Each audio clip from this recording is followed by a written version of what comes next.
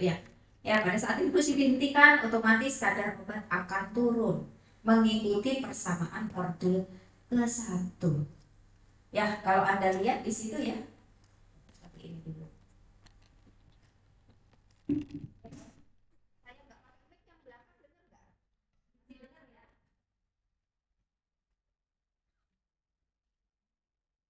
Ya, jadi ini untuk infusi intravena. Kemarin kita belajar profilnya seperti ini. Ya, di mana pada saat-saat awal, gitu, pada saat rising phase ini yang mempengaruhi adalah besarnya K, gitu ya. Kalau sudah CSS berarti yang mempengaruhi adalah R-nya.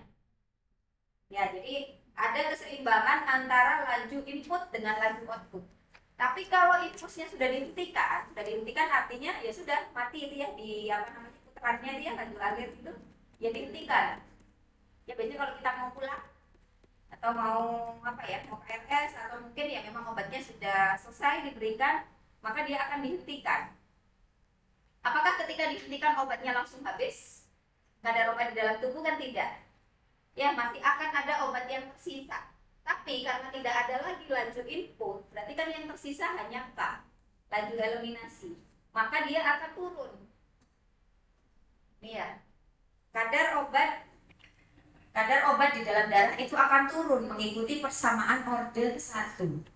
Nah sebenarnya turunnya ini itu kan akan mirip dengan profilnya IV bolus kan. Ya IV bolus kan juga begini. Ya toh? Mirip ya, kita lihat yang ininya aja. Turunnya aja, itu kan mirip sama. Makanya kenapa dibilang turunnya itu mengikuti persamaan orde ke-1. Iya, terus. Nah, lalu apa Bu yang mau dipelajari? Yang mau kita pelajari adalah berapa kadar obat ketika infusnya sudah dihentikan.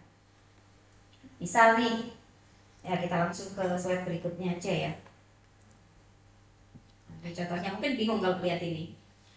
Sebentar. Ya, jadi yang harus kalian tahu, apakah ketika dihentikan itu obat sudah berada dalam keadaan tunak atau belum? Karena bisa saja mungkin ya obat dihentikannya belum. Jadi ini misalnya ya, obat diberikan begitu ya, belum sampai tunak dia sudah dihentikan. Bisa aja kan? Gitu ya. Ya walaupun kalau secara logika ya ngapain gitu ya belum tunak kok sudah dihentikan gitu, tapi ya bisa terjadi itu. Kadang makanya kenapa misalnya baru diberi antibiotik sekali nih terus diganti ternyata nggak cocok gitu diganti dengan yang lain. Nah, atau ternyata misalnya alergi atau bagaimana gitu ya diganti dengan yang lain. Nah itu kan otomatis ya ini akan seperti ini. Beda dengan yang ini kalau ini sudah sempat tunak kemudian dihentikan. Ya. Nah aplikasinya seperti apa? Misalnya begini, suatu infus dihentikan dijalankan begitu ya. Ada sih di soal berikutnya ya. Mungkin kita langsung ke soal berikutnya saja.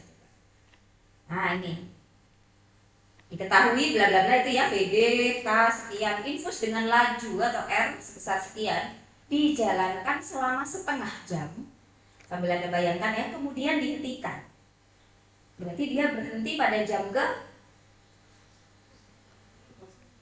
setengah jam kemudian dihentikan. Berarti berhentinya jam ke ya jam ke setengah itu gitu ya. Ya karena kan hanya setengah jam berarti itu dihentikan itu TI biasanya ya. TI-nya adalah 0,5 jam. T hentinya. Yang mana sih yang dimaksud T henti? Bisa aja di sini atau bisa aja di sini. Pokoknya dia berhenti. Ya kan? Nah, kemudian di situ hitunglah CP setelah 4,5 jam. Berarti kan setelah dia berhenti 4,5 jam. Kalau tadi setengah jam dihentikan, hitunglah setelah 4,5 jam. Berarti 4 jam setelah dihentikan. Kan gitu? Iya toh?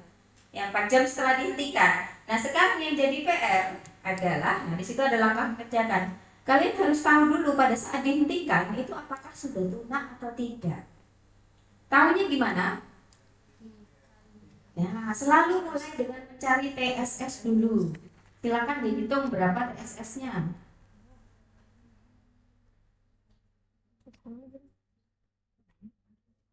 Ya TSS-nya berapa? 3,32 ya. Terus di luar kepala angkanya ya kali 0,693 per 0,17. Ketemu berapa? Ada yang sudah ketemu? 53. Berapa? 13,53. 13,53 jam. Nah, berarti logikanya kalau dia setengah jam aja sudah dihentikan, gambarnya yang mana? Yang atas atau yang bawah? Atas. Yang atas. Berarti belum tunak ya, karena tunaknya di sini. Katakanlah TSS-nya 13,53 jam. Nah, sementara dihentikannya setengah jam, berarti kan di sini. Ini TI-nya tadi ya, TI. Nah, dia baru tunak di jam, nggak tahu di sini gitu misalnya ya, ini baru TSS gitu. Ya, maka otomatis gimana caranya menghitung berapa kadar obat pada jam ke-4,5? Kalau ini kan 0,5 ya.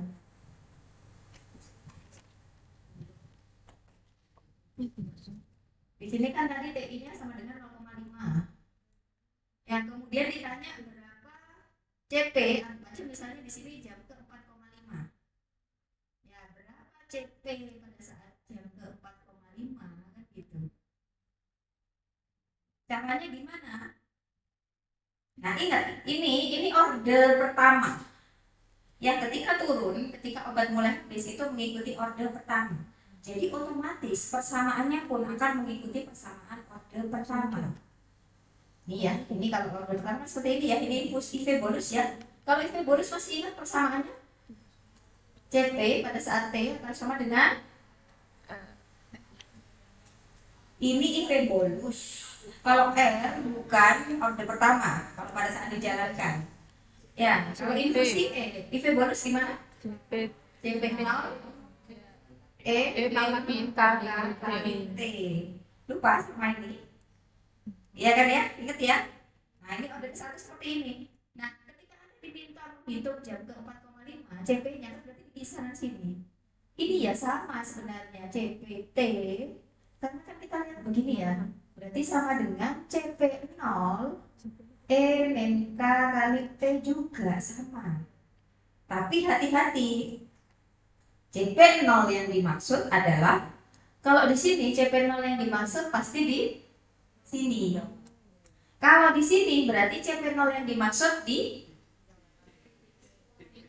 saat dia dihentikan. Berarti ini loh CPTI ini yang dimaksud dengan CP0-nya. Kenapa ya? Karena mulai sini kan mulai mengikuti persamaan order pertama. Nah, sekarang kita harus cari kadarnya ini dulu. Ya, kadarnya berapa CP0 ini? Ini sudah tunak atau belum CPTI? Nah, berarti pakai rumus. Ya, gimana rumusnya? R per K kali VD 1 min K kali TT. Nah, baru nanti dikalikan dengan I min K kali T. Nah, Anda bisa balik ya, sekarang balik ke yang slide sebelumnya. Nah, itu ya. Jadi ini bila belum tunak ya, itu di atas ada bila belum tunak, tapi Anda abaikan gambarnya. Karena gambarnya itu sudah tunak baru berhenti. Itu ya, abaikan dulu gambarnya. Di situ Anda lihat CPTI, ya CP pada saat dihentikan itu kan belum tunak, karena belum tunak maka R per K kali VD kali 1 min E min K kali T. Di mana T-nya yang dimaksud ini adalah TI. Karena kan di sini saat dihentikan. Ya kan TI. Nah, nanti harus dikalikan lagi dengan nah, itu di bawah ya, cara pakai cara lainnya ya di bawah ini ya. Pakai ini harusnya ya. Mana ini kalau pointernya ya?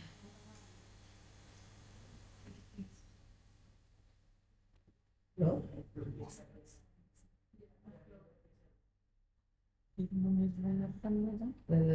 Kok jadi nambah-nambah sendiri.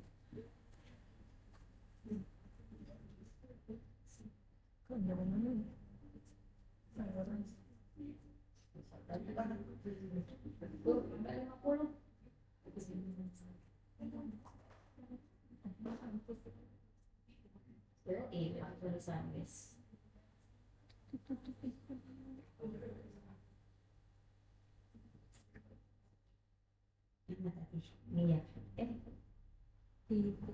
Kok hilang? Hapus. Saya pernah hapus kayaknya.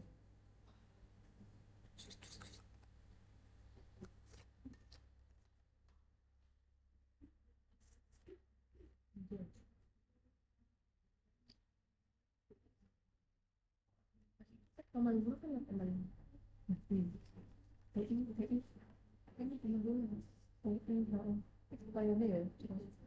Nah, ini yang saya maksud tadi.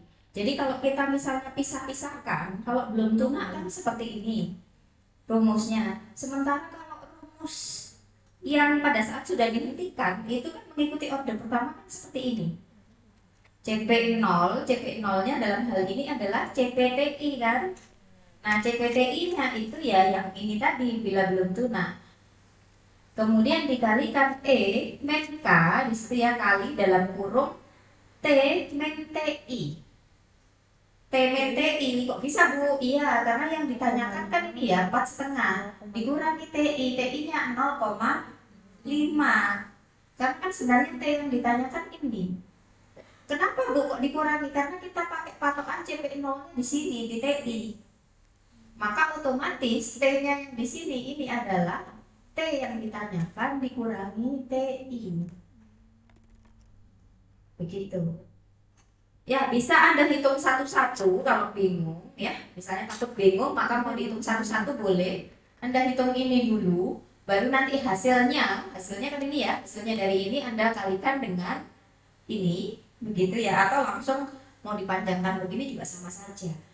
Ini makanya di bawah ini kalau digabungkan berarti CP pada saat T sama dengan karena belum tunak R per V dikali K 1 min E min K kali TI dalam kurung ya dikalikan E min K kali T min TI. Bingung sampai sini?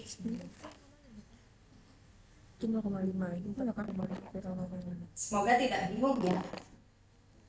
Jadi acuannya ini rumus dasar untuk apa namanya? Persamaan order ke-1 itu seperti ini. Tapi Anda harus pintar-pintar menentukan mana yang jadi CP0. Kalau dalam kasus IV bolus, ini kan CP0-nya di sini. Tapi ini dalam kasus infusi intravena yang dihentikan, maka CP0-nya kan pada saat dihentikan. Nah, pada saat dihentikan Anda harus tahu apakah sudah tunak atau belum. Karena bisa jadi kalau misalnya dihentikannya di sini, misalnya ini tadi ketemu TSS-nya ya. Nah, misalnya TSS-nya 13,53. Terus misalnya ada pertanyaan hitunglah CP pada belum. Ini TI-nya. Misalnya dihentikan pada jam ke-20 misalnya dihentikannya. Nah, makanya kalau Anda kesulitan silakan Anda buat sketch gambar. Jadi biar tahu TSS-nya kapan, T intinya kapan, kemudian yang ditanyakan jam keberapa. Misalnya ternyata yang ditanyakan adalah di jam ke-25. Misal ya, di sini berarti CP pada jam ke-25 berapa? Nah, maka gimana menyelesaikannya? Cara menyelesaikannya ya sama, tetap pakai rumus dasar ini, gitu ya, karena kan ini. Kita mau hanya fokus ke sini. Cuman jangan lupa CP0 yang dimaksud adalah CP TI pada saat dihentikan. Nah, dikalikan E min K kali T masih tetap sama. CPTI yang dimaksud sudah tunak atau belum? Sudah. Berarti rumusnya R per VD kali K saja kan gitu. Ini ya, jadi TI-nya nggak dianggap di sini. Karena kan mau jam berapa pun selama sudah tunak rumusnya begini. Nah, kemudian baru dikali dengan E min K. Jangan lupa di sini T yang ditanyakan dikurangi T pada saat dihentikan. Berarti kalau di sini 25 dikurangi 20 karena dihentikannya kan di jam ke-20. Kalau yang tadi berarti 4,5 dikurangi 0,5. Ya, makanya ini jam ke-4 di sininya. Kalau di sininya ini 0,5. Kalau yang lainnya Bu angka-angkanya ya tinggal masukkan aja. Tuh, ada yang mau ditanyakan sampai sini? Ini terakhir untuk infusi intravena sebelum kita masuk ke dosis ganda ini. Ya, jadi kalau di situ Anda abaikan gambarnya dulu, ini menjelaskan yang belum tunak dulu. Gitu. Karena saya kebetulan nggak nemu gambar yang belum tunak ya, jadi nggak tahu di buku kok begitu gitu ya. Tapi adalah fokus di rumusnya dulu. Nah, terus ada kasus itu bagaimana bila infus dihentikan setelah konsentrasi tunak tercapai. Berarti tinggal ganti CP0-nya aja tadi kan. Ya, CP0-nya pakai rumus yang sudah tunak atau CSS. Nah, kalau di sini pakai rumus yang CP. Tapi hati-hati sekali lagi ke TI-nya. Di sini nggak berlaku TI-nya karena sudah tunak. Di sini masih berlaku.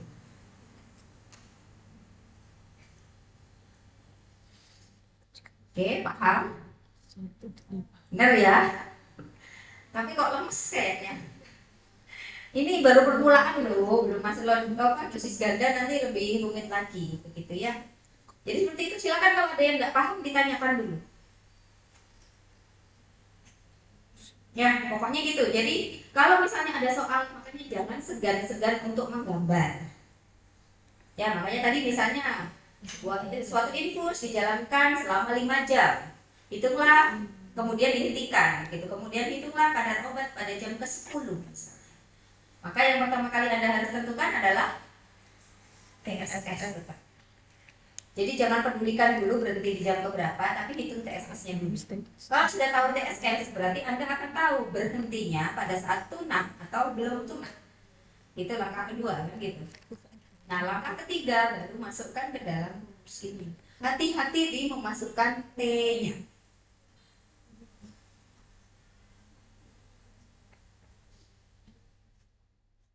Jadi sama ya, langkah mengerjakan selalu ya, cek apakah pada saat dihentikan sudah mencapai CSS atau belum. Tadi ternyata belum, kan begitu. Berarti nah baru silakan dihitung gitu ya. Nanti Anda boleh hitung di rumah ya. Kalau ini hasil penghitungan saya berapa ini? Nah, hasilnya sekitar 7,1. Coba nanti bisa dihitung ya buat latihan ya, benar nggak itu gitu ya.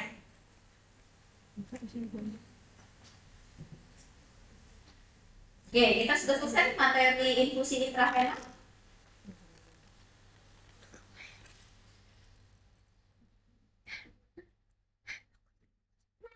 Oke, kalau tidak ada pertanyaan berarti akan saya lanjutkan ke dosis ganda, regimentasi dosis ganda. Ya, karena ini nanti jatahnya memang harusnya 2 kali pertemuan itu untuk dosis ganda. Tapi mungkin nanti kalau harapan saya sih nggak sampai nggak sampai minggu depan, nggak sampai 2 SKS yang pakai. Ini kenapa ini internetnya yang kayak ini? Oke. Ya biasanya sih saya ya nanti minggu depan itu selesai sampai 1 SKS pertama. 1 SKS terakhir akan saya gunakan untuk kuis, untuk latihan soal. Kapan lagi? Ya kalau kalian hanya cukup puas dengan nilai puas, nah ini saya khawatir gitu ya. Ya makanya dengan adanya kuis nih harapannya kalian sudah mulai nyicil belajar. Ya nanti bisa digunakan untuk tambah-tambahan juga untuk UASnya. Gitu. Oke, kita mulai ya. Oke, sekarang kita move on dulu dari infusi intravena. Sekarang kita fokus di dosis ganda. Apa sih itu ya? Kalau ada kalimat regimentasi dosis ganda. Regimentasi ini artinya apa? Obatnya regimentasi. Kalau regimen kurang tepat sih kalau obat, bukan fokusnya bukan ke obatnya, tapi lebih ke jadwalnya atau pengaturannya begitu ya.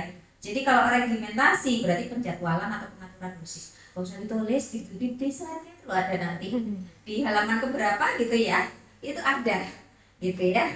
Sengaja saya tanyakan di awal saja. Jadi kita mau belajar ngatur ya. Jadi nanti di akhir sih apa ya? Nah, learning objeknya apa saja. Nah, ini mungkin ada beberapa yang mirip, tapi ada beberapa juga yang berbeda. Yang jelas di situ kita akan tetap ketemu yang namanya kondisi plateau atau kondisi steady state ya, kondisi tunak. Kemudian ada juga fluktuasi di situ ya. Kita akan menghitung maksimum, jumlah maksimum minimum, konsentrasi maksimum, konsentrasi minimum. jumlah rata-rata, kemudian akumulasi, fluktuasi. Banyak ya metode untuk memperkirakan konsentrasi maksimum, minimum, konsentrasi rata-rata, indeks akumulasi, indeks fluktuasi gitu ya. Kemudian memperkirakan konsentrasi obat menggunakan prinsip superposisi, nanti apa itu di belakang ada. Nah yang terakhir sebenarnya kita pengen, jadi gini tujuannya kita itu ingin membuat aturan dosis gitu ya. Nah kayak yang selama ini kalian ketahui misalnya, kenapa sih amoksisilin itu kok 3 kali sehari 500 mg? Ya, kan sudah paham itu ya, kalau dewasa 500 mg 3 kali sehari. Atau misalnya kenapa kok amlodipin itu 5 mg 1 kali sehari misalnya. Atau kenapa apalagi misalnya paracetamol bisa 3 sampai 4 kali gitu ya, 500 mg juga. Kenapa dosisnya harus sekian dan kenapa frekuensinya ya, interval waktunya itu harus 3 kali misalnya. Nah, itu yang akan kita pelajari di sini. Jadi ternyata mau membuat aturan seperti itu nggak sembarangan. Ada ketentuannya gitu ya. Yang jelas sudah dipelajari dulu kinetika obatnya seperti apa. Nah, sekarang tadi kan kita bahas masalah regimentasinya. Kan ada tadi dosis ganda. Nah, dosis ganda apa itu dosis ganda kira-kira? Ada dosis tunggal, ada dosis ganda. Tapi jangan bayangkan ini sebuah turnamen bulu tangkis ya. Ada pemain tunggal, ada pemain ganda, enggak seperti itu. Walaupun mirip. Kalau tunggal berarti dosis tunggal 1 kali pemberian saja, 1 kali minum. Ya, kalau misalnya itu per oral berarti hanya 1 kali minum. Kalau selain itu per oral berarti 1 kali pemberian, enggak diulang-ulang. Kalau misalnya dosis ganda artinya pemberiannya lebih dari 1 kali. Bukan berarti karena di situ tertulis ganda berarti 2 kali, tidak. Kalau bahasa Inggrisnya dosis ganda ini multiple dose. Lebih pas ya, multiple itu kan berulang gitu. Gak tahu kok ketika di bahasa Indonesia kan jadinya dosis ganda. Ya ada yang menyebut dosis ganda, ada yang menyebut dosis berulang. Kayaknya lebih pas dosis berulang, ya. Ya tapi sama secara definisi. Nah, jadi jangan bingung kalau ada istilah dosis ganda, berarti itu maksudnya ya berulang. Nah kemudian ada aturan 3 kali 1. Ini kalian sudah semester 4 ya. Jadi pastinya bisa menjelaskan. Kalau obat diberikan 3 kali sehari, 3 kali 1 artinya gimana? Coba KIE pasiennya. 3 kali 1 berarti? Terus lihat ya, buka duluan gitu ya. Ya, jadi seperti itu ya. Jangan, tapi begini. Kadang itu kita nggak bisa saklek ngomong tiap 8 jam bu gitu ya. Ya lihat siapa lawan bicara kita. Ya boleh kok Anda masih menyampaikan 3 kali sehari. Artinya dalam sehari itu 3 kali. 3 kali kapan? Nah, ada yang bilang pagi, siang, malam. Seperti itu benar nggak? Ini kurang tepat sebenarnya. Tapi nggak apa-apa, kita awali dari itu dulu, pagi, siang, malam. Terus misalnya pasiennya tanya nih, pagi jam 10 boleh? Boleh.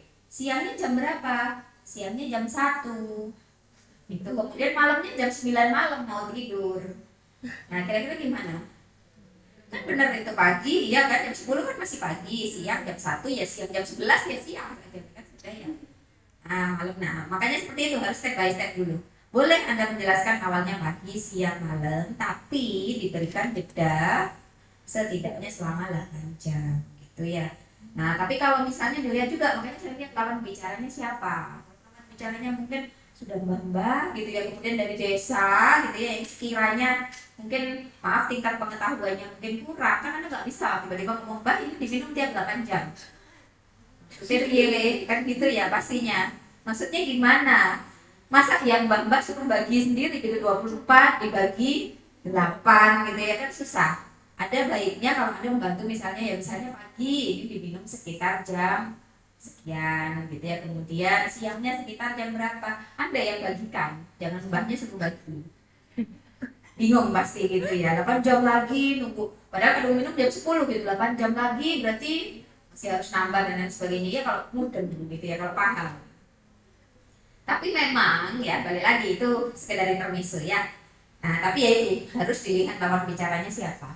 Nah tapi kita kalau kembali ke konsep farmakokinetika, yang benar memang demikian. Jadi kalau obat diberikan 3 kali sehari, asumsinya adalah obat diberikan tiap 8 jam. Itu kalau mau pas persis. Itu ya, walaupun kadang ada juga anggapan waktu istirahat nggak dihitung. Ya, ada yang waktu istirahat nggak dihitung. Jadi kalau misalnya diberikan 3 kali sehari, bisa aja kisaran 6 sampai 8 jam. Ya harus saklek 8 jam gitu enggak. Itu ya, terutama kalau obat-obat dengan indeks terapi lebar. Nah, tapi kalau untuk obat-obat dengan indeks terapi sempit itu lebih ketat. Jadi kalau memang tiap 8 jam ya usahakan memang tiap 8 jam dan diminum secara teratur. Karena apa? Nanti kita akan belajar bagaimana kadar itu di dalam darah sangat fluktuatif. Ya. Oke, kalau once daily dose pernah dengar? Artinya apa kira-kira?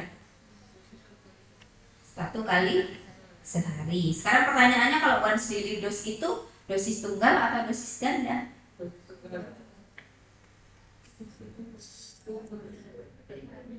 Ya paham ya, kalau saya diam berarti butuh berpikir ulang gitu ya. Hati-hati kalau menjawab gitu ya. Kalau once daily dose artinya once daily dose bukan sehari sekali gitu. Tapi apakah itu masuk dosis tunggal? Enggak, yakin? Enggak yakin. Enggak yakin bentuknya ya. Enggak. Tidak. Yang lain? Kurang tepat juga sebenarnya.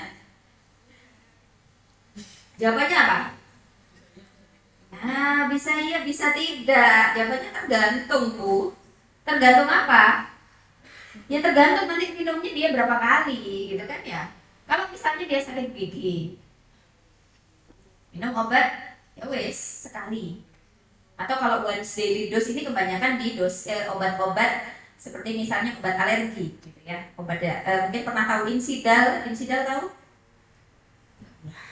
Tahu ada yang enggak ini. Insidal itu obat populer ya, obat gatel ya. Ya, Insidal itu misalnya OD, gitu tulisannya Insidal OD, apa maksudnya Insidal once daily. Ya tergantung, ketika misalnya Anda alergi atau gatelan gitu ya, minum sekali, kemudian sudah membaik atau sudah baik, ya sudah cukup kan? Bisa dihentikan, berarti itu dosis tunggal atau dosis ganda? Dosis tunggal. Tapi seandainya Anda minum sekarang, kemudian besok Anda minum lagi, besoknya Anda minum lagi, maka ya, jadi dosis ganda, intervalnya tiap 24 jam kan gitu. Ya, jadi harus dicerna dulu gitu ya, agak menjebak memang, tapi maksud saya supaya Anda belajar memahami konsepnya. Jadi seperti itu kan, bisa saja mungkin once daily dose konsumsinya hanya sekali. Tapi kalau untuk obat-obat yang memang harus teratur, katakanlah untuk obat anti hipertensi itu once daily juga gitu ya, tapi once daily-nya harus ganda, nggak mungkin cuman sekali gitu ya. Oke, bagaimana profil CP versus T-nya? Nah, ini kalau dosis tunggal kemarin, ini dosis tunggalnya apa ya? Rute apa ini ya? Ya, boleh ngomong per oral, boleh ngomong ekstravaskular, boleh gitu ya. Kalau dosis ganda kira-kira seperti apa? Nah, seperti itu gambarnya. Jadi gunungnya, puncaknya nggak hanya satu, tapi ada puncak-puncak yang lain, jadinya ada pegunungan gitu ya. Oke, nanti kita akan pelajari itu lebih jauh. Nah, apa tujuannya? Di sini tujuannya untuk memperpanjang aktivitas terapeutik. Ingat kemarin kita mau, kalau kemarin pas di kasus IV bolus sama infus IV, itu kan salah satu kelemahannya IV bolus adalah ya durasinya nggak bisa dipertahankan gitu ya. Ketika habis ya habis saja. Nah, caranya supaya durasinya bisa diperpanjang atau dipertahankan ya dengan dibuat dosis ganda. Kalau misalnya mau habis dikasih lagi, mau habis dikasih lagi, mau habis dikasih lagi, maka itu salah satu cara memperpanjang durasinya, seperti itu. Tapi kalau sekali pemberian, ya dia akan kalah secara durasi.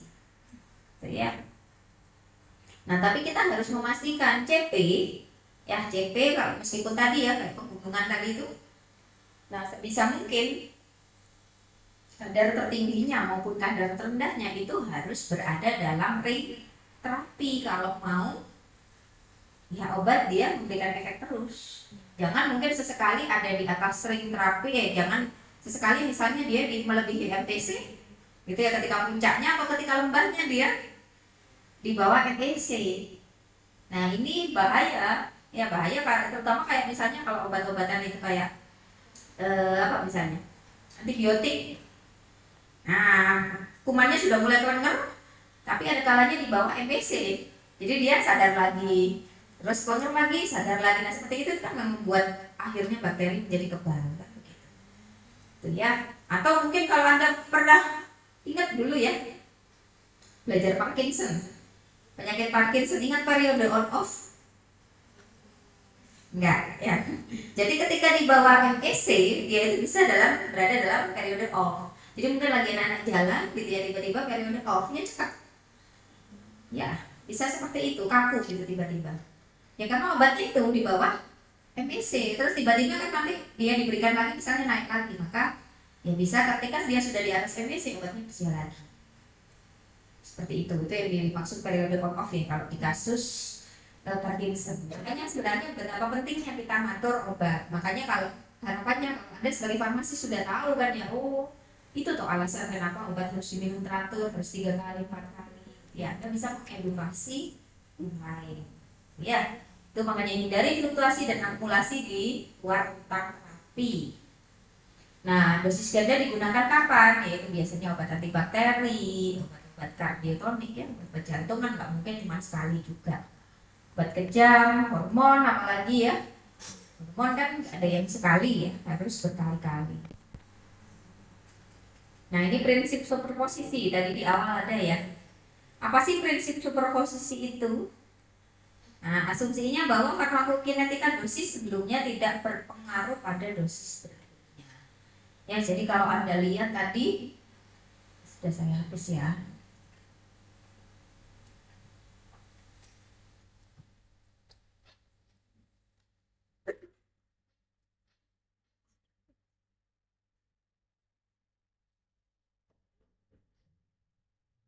Ya, kalau misalnya di dosis ganda tadi kan ya, kalau satu dosis kan begini ya. Kalau misalnya 2 dosis belum habis, misalnya nambah lagi, kemudian nambah lagi, kan seperti ini.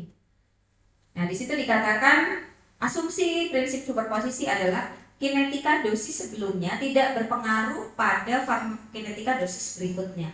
Jadi harusnya nih ya, dosis berikutnya ini tidak dipengaruhi oleh dosis yang pertama. Padahal kalau secara gambar aja sudah kelihatan pasti dipengaruhi kan gitu, ini aja kan tambah naik puncaknya gitu ya. Tapi kita pakai asumsi itu. C dosis kedua, 3 dan seterusnya akan overlay atau superimpose pada C dosis ke N-1. Jadi kalau kita lihat ya dosis kedua, 3 dan seterusnya itu akan apa overlay ini saya tidak tahu bahasa Indonesianya, maksudnya yang menggantikan supaya pas gitu ya. Apa dia akan numpuk atau bersandar apa ya, intinya ya seperti itu, akan bernumpang di atas dosis yang sebelumnya gitu ya, konsentrasi yang sebelumnya, seperti itu maksudnya gitu ya.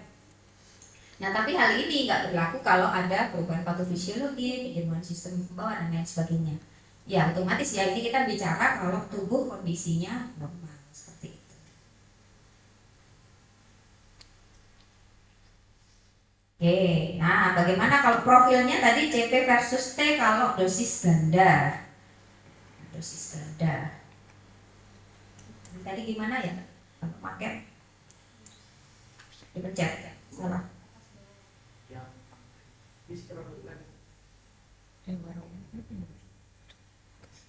Scroll sama terus gimana? Coba. Iya, dulu saya bisa cepat tapi sudah. Yang lagi ini.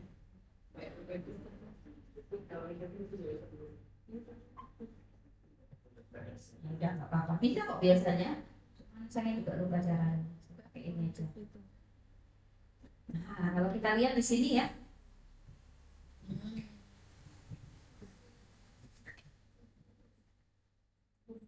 Ya, kalau kita lihat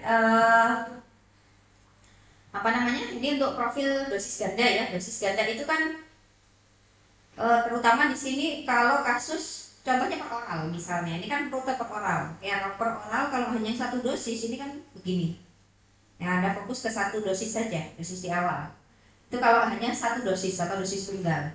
Nah kalau dosis ganda berarti kan pada jam-jam tertentu sebelum dia habis kadarnya itu harus ditambahkan dosis berikutnya. Demikian juga seterusnya, ini sebenarnya sama, nanti kalau diteruskan ya akan turun gitu ya. Nah tapi karena ditambahkan terus, nah maka akan seperti ini nanti. Nah di mana pada suatu ketika ini juga akan mencapai kondisi steady state. Jadi sama pada akhirnya, ini kalau Anda lihat puncaknya memang awal naik, tapi lama kelamaan dia akan rata, gitu ya, akan sama puncaknya. Tapi beda dengan infusi. Kalau infusi kan langsung satu garis gitu ya. Tapi kalau di sini karena dia rutenya ini ekstravaskuler, dia naik turun. Tapi yang jelas ini akan lurus nanti. Nah pada prinsip superposisi ini ya, kalau Anda hitung nanti AUC-nya, AUC tahu ya, masih ingat ya? Apa AUC itu? Menggambarkan apa sih AUC? Area Underdorf itu menggambarkan apa? View? Availability ya, availabilitas gitu ya. Nah maka kalau Anda mau hitung AUC ya, misalnya di sini mau pakai rumus trapesium misalnya, pada saat steady state di salah satu dosis, misalnya dosis ini, nanti dia akan jumlahnya akan sama dengan AUC pada dosis pertama. Jadi dosis pertama aja, ini aja. Nah, itu akan sama dengan salah satu dosis pada saat steady state. Itu kok. Jadi prinsip superposisi itu akan berlaku demikian. Nah, sekarang bagaimana kalau yang injeksi IV? Nah, ini kalau yang oral tadi ya, oral atau ekstravaskuler begini ya, berulang. Kalau injeksi IV bisa bayangin? Gimana coba? Coba menggambar di udara, semua membayangkan gitu kan. Nah, kira-kira seperti apa? Kalau lihat di sini mungkin agak gitu ya. Ya, tapi sebenarnya tidak demikian ya, cuman nggak tahu di buku digambarkannya gini ya, kadang memang bikin bingung.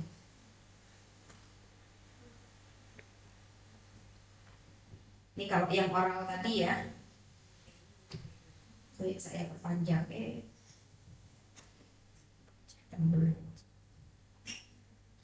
ya, jangan lupa tiap kali menggambar biasakan CP versus T gitu ya. Kemudian kalau injeksi IV berulang, berarti Anda buat aja dulu satu. Yang satu kan berarti begini. Ini kalau satu.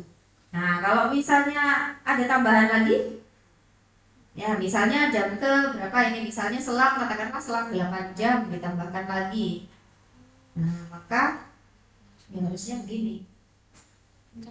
Nah, nanti Anda buat selang 8 jam lagi, misalnya jam 16. Nah, dan seterusnya ini ya. Ini coba saya buat ini 8, 16, dapat 16, 24.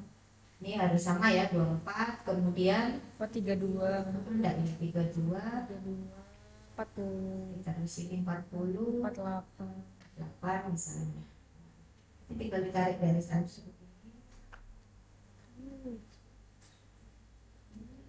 Nah, suatu ketika ini akan steady state ya. Jadi kalau ini dirapikan gitu ya, karena kan nggak mungkin ini kelihatan ya begini. Nah, tampak seolah-olah itu kan begitu ya, tampak seolah-olah seperti rumput gitu ya, segitiga gitu ya. Padahal sebenarnya kalau gambar saya nggak sarankan, makanya gambar kurva itu saya nggak sarankan Anda menggunakan penggaris, karena kita menggambar kurva bukan menggambar segitiga. Jadi kalau Anda menggambar profil obat pakai penggaris, ya kemarin masih ada yang pakai penggaris ketika menggambar di Semilok. Kan di titik ini, ketemu titiknya. Nah, menghubungkan titiknya gimana? Pakai penggaris?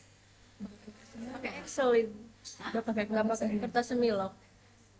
Nggak pakai kertas Semilok. Pakai apa? Pakai Excel. Excel. Oh, belajar pakai Excel. Iya. Belajar pakai Excel. Iya. Tapi kejadiannya nggak bisa gambar pakai Semilok ya.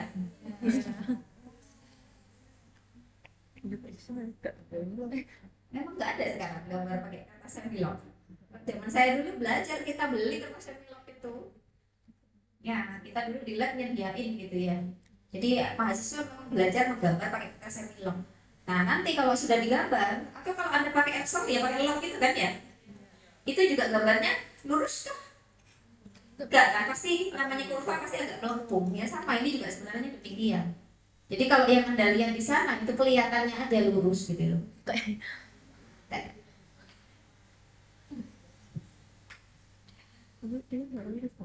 Ya, tapi sebenarnya nggak benar-benar lurus begitu ya, agak melengkung begitu. Tuh ya, jadi ini dosis yang pertama gitu ya, kemudian dosis kedua. Ya ini hanya sebenarnya garis bantu saja. Bantu apa ya? Untuk membantu kalau ditarik ini sama. Gitu. Jadi nanti mungkin yang lain semua juga nyoba ya.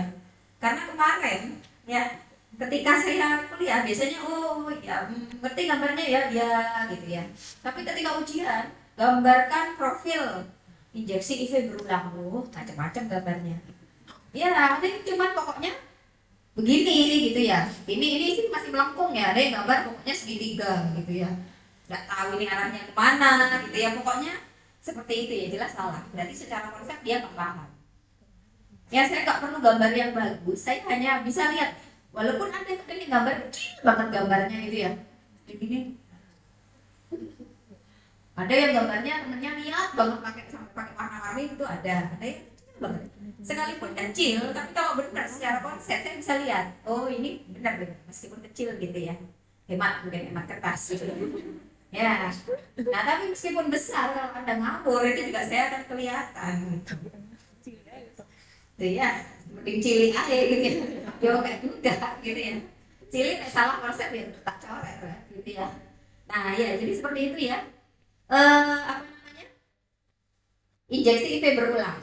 Jadi ada yang memang harus diperhatikan ketika menggambar. Karena memang beda. Kalau oral berulang, tadi oral kan memang begini ya, apa namanya? Puncaknya kan memang begini.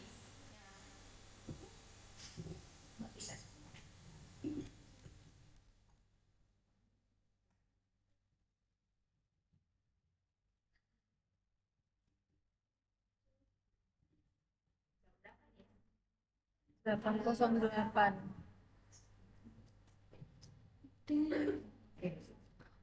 Kalau dosis, ini mantap.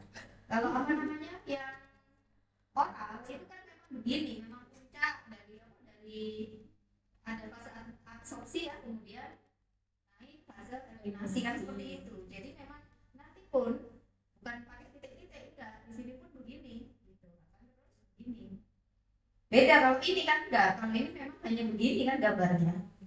Nah, sehingga nanti perlu gambar titik-titik, kemudian begini dan seterusnya. Ya ini agak mampu juga. Dan ingat jaraknya antara kurva satu dengan yang lain itu harus sama. Ya ini saya rapikan dulu. Oke, karena ini nanti akan saya gunakan berulang-ulang. Oke. Ya seperti itu ya. Oke, kita lanjutkan dulu. Nah, beberapa istilah penting dalam dosis ganda. Nah, ada regimen dosis, ini tadi yang saya bilang. Jadi sudah ya, kemudian interval. Nah, ini mungkin yang baru kita singgung. Interval atau jarak waktu pemberian dosis dengan dosis selanjutnya. Atau kita menyimbolkannya itu dengan tau. Ya, tau. Ya. Kemudian ada akumulasi obat. Nah ini hati-hati sama R besar. Jadi jangan sampai keliru dengan laju infus. Nah jadi kadang dia begitu ya. Ketika ujian itu saya sediakan satu halaman khusus. Itu sudah saya pisah. Ini rumus untuk infusi IV yang atas, yang bawah rumus untuk dosis ganda. Gitu ya sudah saya pisah. Walaupun nggak saya tulis di situ gitu ya. Tapi sudah saya pisah sebenarnya. Tapi ya tetap aja ini soalnya dosis ganda, ngambil rumus infusi IP gitu ya. Ya gimana gitu ya. Ya jadi tolong diperhatikan baik-baik. Setidaknya masuk sih gitu ya dosis ganda ambil rumusnya di situ gitu ya. Kemudian ada istilah lain itu tadi akumulasi obat ya. Namanya akumulasi berarti peningkatan jumlah obat dalam darah akibat pemberian dosis berulang. Peningkatan jumlah. Kalau Anda lihat di sini, ini ya mulai dari awalnya sekian, terus dosis kedua naik, dosis ketiga naik, dosis keempat tambah naik sebelum steady state ya. Nah inilah yang disebut dengan akumulasi. Jadi kan tambah numpuk, tambah numpuk, tambah numpuk begitu ya. Sebelum akhirnya steady state sama. Yang ini pun demikian. Sebelum nanti akhirnya steady state kan juga numpuk dulu. Itu yang disebut dengan akumulasi. Jadi nanti ada rumusnya ya. Kalau di rumusnya biasanya kita bandingkan puncak-puncaknya ini gitu ya. Nah kemudian kalau fluktuasi adalah rentang antara Cmax dengan Cmin. Berarti bisa bayangkan ya, Cmax yang mana? Kalau misalnya ini gambarnya ini berarti Cmax, Cmin-nya ini, Cmax, Cmin-nya ini begitu. Jadi ini loh naik turunnya dosis, naik turunnya kadar obat di dalam darah itu yang dimaksud dengan fluktuasi.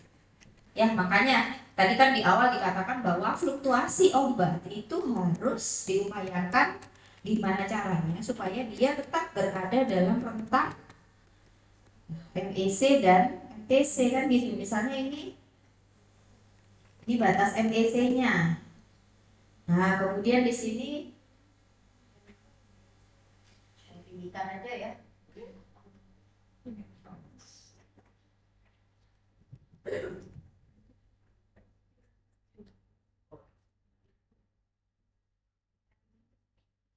Misalnya NTT-nya.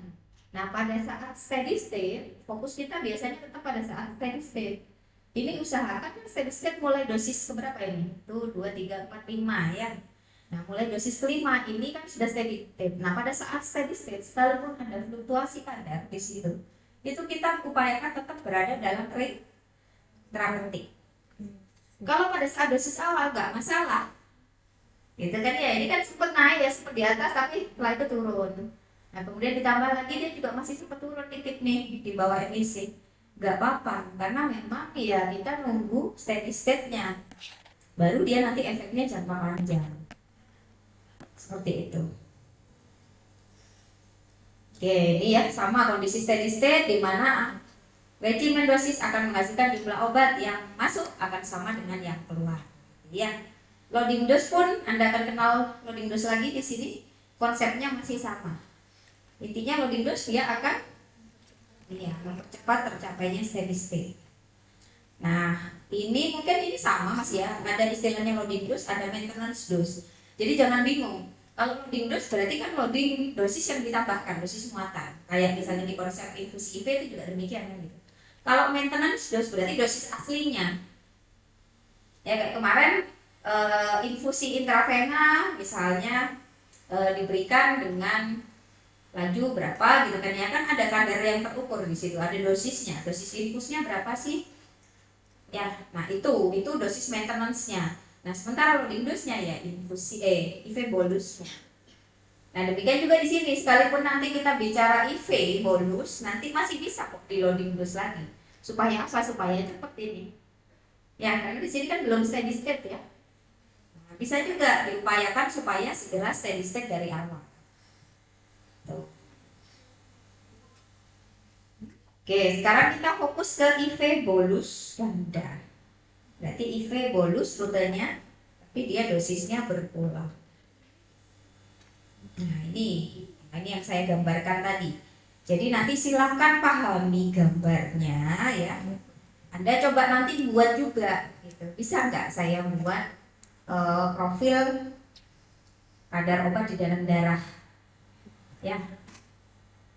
Jadi itu ya, kalau kita lihat pemberian obat dengan dosis yang tetap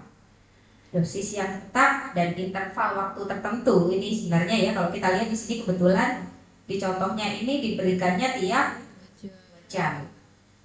Tiap 2 jam diinjeksi begitu ya. Nah maka pada suatu saat ini CP akan terus meningkat. Sekalipun fluktuatif ya, naik turun, tapi dia tetap akan meningkat. Kemudian akan mencapai kondisi plateau atau tuna. Nih kalau kita lihat ini mulai dosis keberapa kira-kira tuna? Ya dosis ke-6, ini sudah kita bilang kan 90% ya kira-kira ya. Jadi mungkin mulai dosis ke-6 ini sudah kita bilang, bisa katakan dia dosis tuna. Konsentrasi tuna, sorry. Sudah masuk ke keadaan tuna. Nah, di mana pada keadaan tuna ini dia akan tetap fluktuatif. Nih, turun Cmax, Cmin, Cmax, Cmin. Gitu.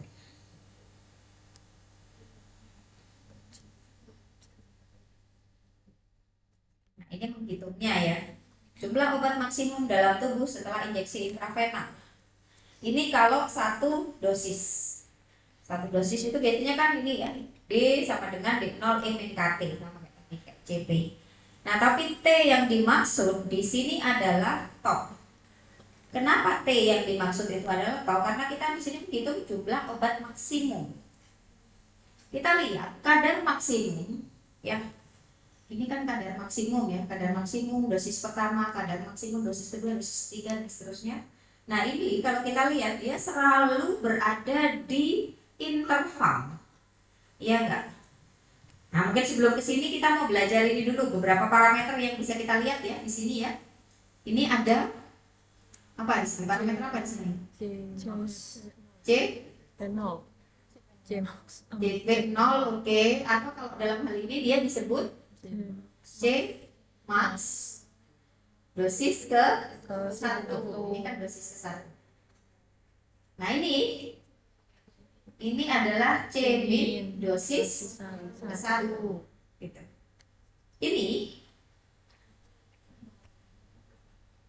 Ini yang disebut dengan apa tadi? TOP. Interval dosis ya. Nih, jadi dari 8 ke 16, 16 ke 24 itu yang disebut dengan TOP. Ya, ini ya balik lagi Cmax dosis pertama atau kita menyebutnya CP0 atau kalau mau dibuat rumusnya berarti apa? Rumusnya? Ya dosis per PD kan gitu toh. Ya, sama ya. Dosis per PD kalau ini ya, ini untuk dosis yang pertama khusus. Nah, kemudian ini di dosis yang kedua, dosis kedua.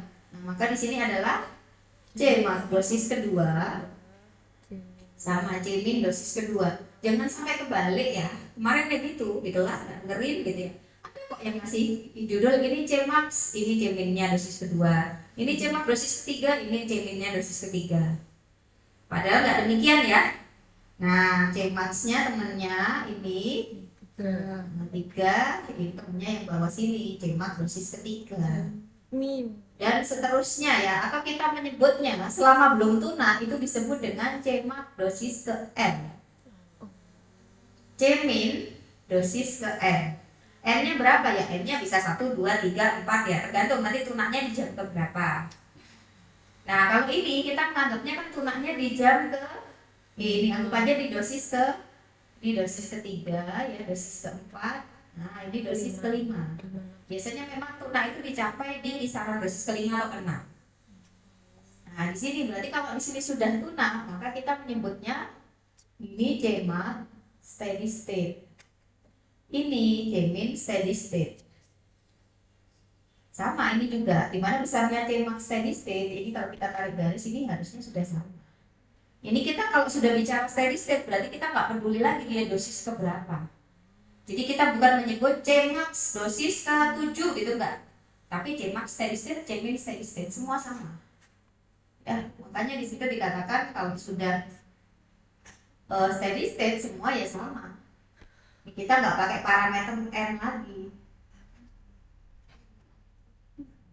Kalau kita lihat di situ Cmax dan Cmin pada saat steady state harus berada dalam rentang MTC dan MTC. Ya, TSS-nya mana? Kalau misalnya ini katakanlah kita bisa anggap mungkin TSS-nya di kisaran sini. Ya, TSS ya. Kita nggak hitung pasti, kalau hitung pasti nanti harusnya ada parameter K gitu ya. Pokoknya TSS kisarannya di sini. Nah, terus kita akan cari persamaan nih sekarang. Ya, kita mulai ke persamaan. Nah, sebelumnya jumlah obat maksimum dalam tubuh setelah injeksi intravena kan seperti ini. Nah, D0 E min K kali T. T-nya itu kita ganti dengan tau. Kenapa? Ini kan jumlah obat maksimum. Anda lihat, pada saat maksimum, semua maksimum. Ini kan dia selalu berada di angka-angka yang dia merupakan intervalnya, kelipatan intervalnya. Maka di situ kita ganti T-nya itu dengan T. Sehingga nanti persamaannya jadi D sama dengan D0 E min K kali T. Nah, tapi kalau fraksi yang tinggal di dalam tubuh, artinya dosis yang tersisa di dalam tubuh, mungkin langsung ke sini deh ya biar tak bingung. Nah, ini besarnya E min K kali tau. Mungkin langsung ke contoh soal di sini ada. Ini sudah langsung dihitung ini. Ya, jadi misalnya ini seorang penderita setiap 6 jam menerima antibiotik dosisnya besarnya 1000 mg. Ya, mempunyai waktu paruh 3 jam. Distribusi obatnya departemen 1 VD-nya 20 liter. Nah, yang pertama Anda diminta untuk menghitung berapa fraksi obat yang tertinggal di dalam tubuh, F-nya tadi. Di slide sebelumnya kan F rumusnya E min K kali T. E min K kali TO, sorry. Ya, ketemu E min K-nya berarti 0,693 dibagi T setengah ya. 3 dikalikan TO-nya kan tadi setiap 6 jam. Berarti kan intervalnya 6. Nah, ketemulah F-nya 0,25 atau seperempat. Artinya apa sih sebenarnya? Apa sih F itu yang dimaksud di sini? F itu yaitu tadi fraksi obat yang tersisa di dalam tubuh sebelum diberikan obat berikutnya. Nah, ini contoh datanya. Misalnya, pada saat dosis pertama, kan tadi obatnya dosisnya berapa? 1000 mg. Nah, sebelum obatnya masuk, ya kan masih 0 di dalam tubuh. Ketika obatnya sudah masuk, 1000 langsung masuk ke dalam tubuh. Nah, kemudian tersisa seperempatnya. F-nya kan seperempat ini, F-nya tadi. Nah, setelah dihitung ternyata F-nya seperempatnya. Berarti dia tersisa seperempatnya dulu. Sekitar 250 baru dimasuki obat yang berikutnya, dosis keduanya. Ya, sisanya seperempatnya ditambah 1000 berarti ketemu 1250. Tinggal Anda hitung lagi seperempatnya 1250 berapa? Ketemu 312. Tambahkan 1000 lagi dan seterusnya. Kalau Anda lihat dari data itu, nah kira-kira di jam kelima itu ya, nah jam kelima 67, nah itu ternyata nggak akan berubah lagi sudah angkanya. Nah itu membuktikan bahwa di sana sudah mulai steady state. Ya kita bicara mulai dosis kelima ya, karena nggak benar-benar 100%, biasanya 332 kita anggap sudah mendekati 333. Nah, sehingga di kondisi kelima ini kita sudah menganggap itu berarti sudah di dosis kelima itu sudah steady state. Itu ya fungsinya F tadi. Nah sekarang kita akan menghitung ini coba. Nah ini rumusnya coba Anda kerjakan. Tapi agak cepet ya.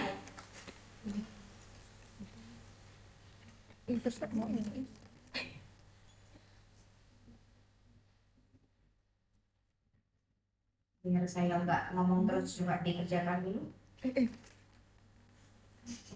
Tapi kalau sudah dapat, silakan yang sudah dapat seperti biasa jawab.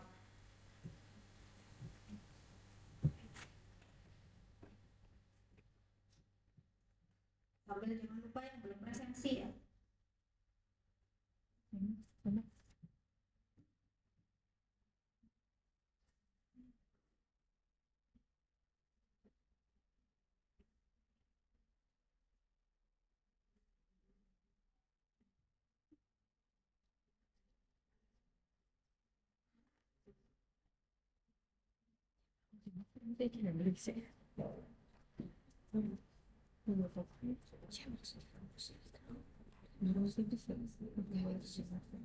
Kita tuh dimaksud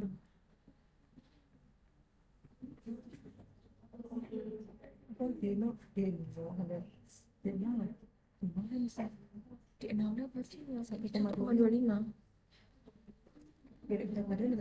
BP ini 53 kali F-nya berapa? 1,25 kali 53 1,256 66,25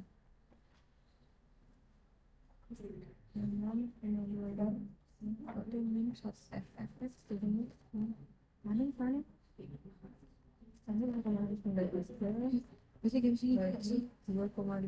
masih 2,5 iya biasanya yang minta deh 0,2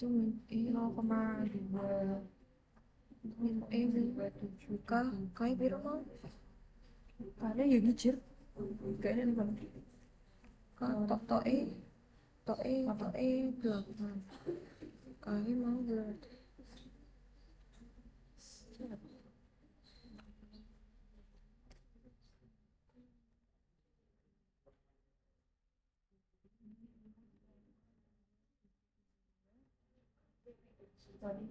fotonya sih fotonya.